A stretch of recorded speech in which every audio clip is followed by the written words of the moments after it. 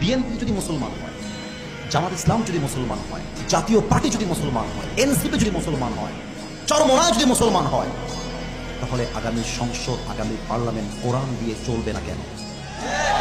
আমাদের দাবি জামাত ইসলাম হিসেবে নয়, আমি কোন পলিটিক্যাল পার্টির সাথে I am not connected with any political party in Bangladesh. I am just talking about on this matter as a citizen of Bangladesh.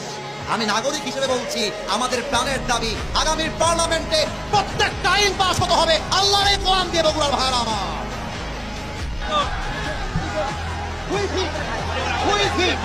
আমি কি কোনো দলের কথা বলেছি?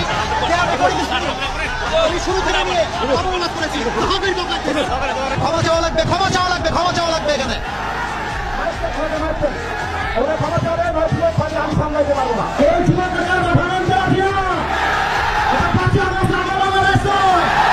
কেউ যদি কথা নেয়, আমার বাংলার যুবক ভাইরা ওদের বাবার নাম ভুলা দিবে। বাংলাদেশ চলবে আল্লাহ কোরআন দিয়ে। মুসলমানের দেশ এইটা, আগস্টের পর দেশটা স্বাধীন করেছি। এটা নাকি বিএনপির লোক? যদি কোনো বিএনপির লোক বলে আল্লাহ কোরআন দিয়ে দেশ চলবে না, এমন নেতা চাই যার কোরআন দিয়ে দেশ চলবে। এমন নেতা চাই যে যদি আদর্শ মানতে চায়।